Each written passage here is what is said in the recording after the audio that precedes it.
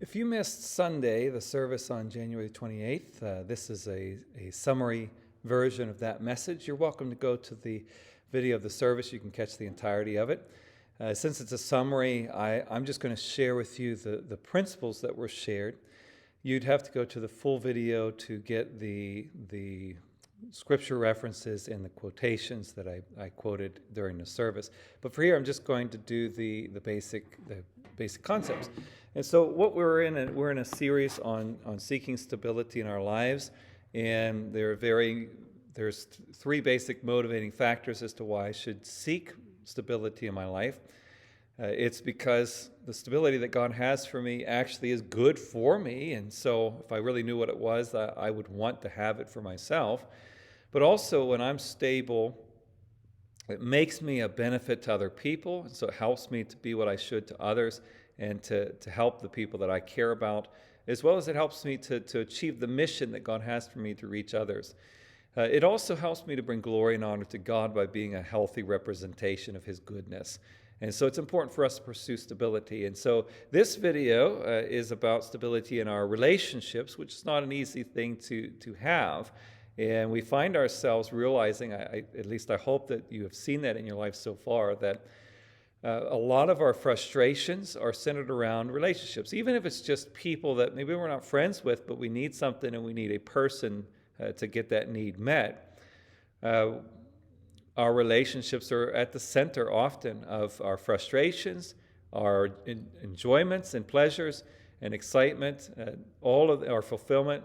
Many of them are met in relationships. And so we have to learn how to do them well in order to have the benefits. And a lot of it's like a plant scenario. A plant needs to be planted in soil. It needs water. It needs sunlight. So it was designed to thrive under these conditions of receiving certain nutrients. And we were designed that way too. Genesis says it's not good for man to be alone. And we see that relationship piece play itself out throughout Scripture, that we need to be in relationships, in healthy relationships, in order for us to thrive.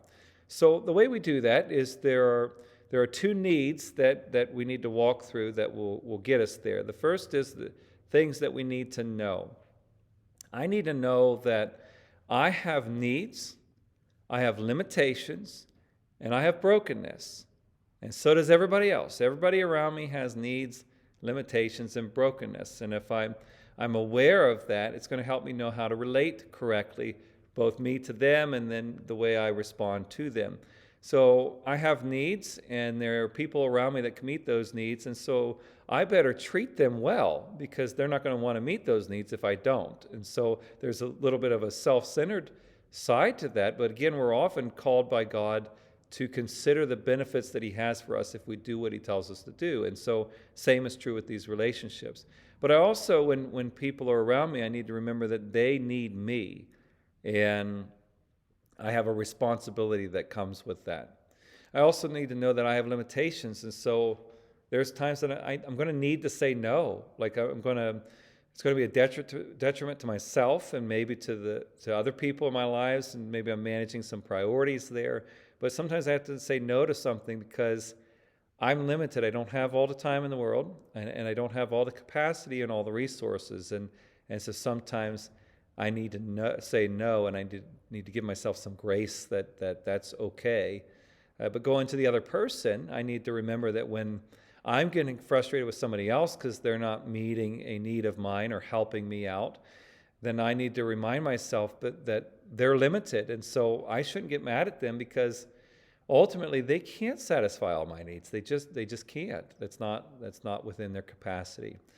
And I also need to remember that I have brokenness, that sometimes the reason why I'm acting the way that I am, and the reasons why I'm behaving the way I am towards others, it has nothing to do with them. They're not doing anything wrong. It's because I'm broken. It's because I'm incomplete. It's because I'm needy. It's because I'm confused and self-centered. And I need to learn in my relationships to recognize when my behaviors and actions are coming from that versus when they're being led by the Holy Spirit and by biblical principles. And then I also need to recognize when someone's hurting me, when someone's not there for me, and I want to harbor resentment and bitterness and get angry and mad at them, I need to remind myself that they are also broken, and most likely this behavior is coming from their brokenness. Not that that means that I need to just let it go, not that that means I shouldn't confront it and deal with it, but that's going to help me have a greater ability to understand what's happening and maybe even know how to navigate around getting to a resolution. And so the more we're aware of these concepts, the more we'll be able to navigate these relationships in a healthy way. I also need to know what I need to be doing. So there's things I need to be doing. One, I need to take a healthy approach to getting my needs met. I can't just ignore that I have needs. Again, like that plant is going to die if it doesn't have those nutrients, sunlight, water, and soil. And same is true for us. Maybe it won't be a need that's going to kill us per se, but our lives aren't going to be okay if certain needs aren't met. And so we have to learn how to go about getting those needs met. Again, we just can't ignore it. They're not going to go away. We do have needs, and we have to know how to get them met. The first step in that is to live according to biblical principles. That if we live the way God tells us to live, it's going to go well for us. We see that in the honor your father and your mother is the first commandment with a promise that it may go well with you. So if we live the way God tells us to live, no matter what other people are doing, as long as I just do what God's telling me to do, then I might find that I'm going to receive a lot of these needs that I really want by going that route. And that should be the starting point. But then I also need to learn how to have good people skills. Some of the reasons why I'm not getting my needs met is I'm not really good with people. I don't communicate well. I'm not talking with people. I don't treat them well. And that's negatively affecting the output that I'm receiving from others. And so we need to learn how to relate well and how to communicate well with others. Also, I need to seek enjoyment and fulfillment in people. Again, God designed us to be in relationship with other people, to be in healthy relationships with others. So I need to put myself in that scenario. I need to seek out friends. I need to seek my spouse out. If I'm married, I need to seek my family out. I need to pursue these relationships and find a way to enjoy them. It's going to create a lot of fulfillment in my life if I learn how to walk in that. Then I need to learn how to stick up for myself. This is a bizarre one, and I will mention I referenced from 1 Corinthians 9, verses 3 to 5, and I know that in context, Paul ultimately decides to give up what he's asking for, but he still says it. He still verbalizes to the Corinthians what his needs are, and that's to just kind of sometimes the reason why people don't do the things we want them to do, and we get all mad that they don't. It's because we never ask them. We never actually come out and say, hey, I need this from you, or I would really like this from you. And if we learn to start to verbalize some of those things, we might start to experience receiving some of the needs and wants being satisfied that we claim that we desire. Then we also need to have a mutual benefit focus.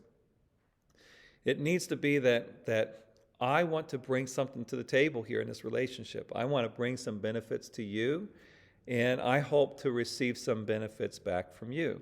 And if we take that approach, then there's going to be health. If we get too lopsided, if we focus too much on getting our own needs met without regard to the other person, that at some point destroys the relationship, at least leaves it unhealthy, if not destroys it altogether, and then I'm no longer receiving those needs. So I need to make sure that I tip those scales some. But if I tip the scales all the way to the side of I'm just always focused on what other people need, and I completely disregard what I have need of, then at some point I start to lose fuel and I start to run out and get depleted because I'm not getting those nutrients, and I start to break down as well. So I need to learn to balance that out, that I need to be bringing value to my relationships, and it's okay for me to be asking for value back from those relationships. So then the other actions I need to take, I need to think about what other people desire. This is going to guide me on what I should be doing for others. And the Bible gives us some general concepts that most of us have need of. It mentions things like encouragement, love, respect, forgiveness, help, easiness, making it easy, taking it easy on people instead of becoming a hindrance to their pursuit of their needs and their wants when it's within reason. But also we're told to to listen, pay attention to what people are saying, and we might pick up what each individual specifically wants, because all of us don't have all the same needs and wants. We have some common ones, but all of us don't have all the same exact needs and wants. And if we pay attention to people, instead of making them have to ask for it, we might start to be able to meet people's specific needs and wants just by paying attention and responding to those things. And then lastly, I need to focus on the mission. Much of our calling to do relationships well in the Bible has to do with the way it impacts the gospel. I am more capable of reaching people and leading people to a pursuit of following Christ and receiving of salvation, all the goodness that God has for them, and a life of glorifying God if I relate well to others. And so I should do it because it's what will advance the gospel kingdom. And so I hope that helps with your relationships. If you have any questions regarding it, leave them in the comments. I'd be glad to answer those. Or just give us a like. Let us know that you enjoyed the video. Share it with somebody. And if you aren't a part of Bethel and you live in the Pittsburgh area and you would like to join us in person to pursue growing together, you can join us anytime, Wednesdays at 6:30 and Sundays at 10 a.m. God bless.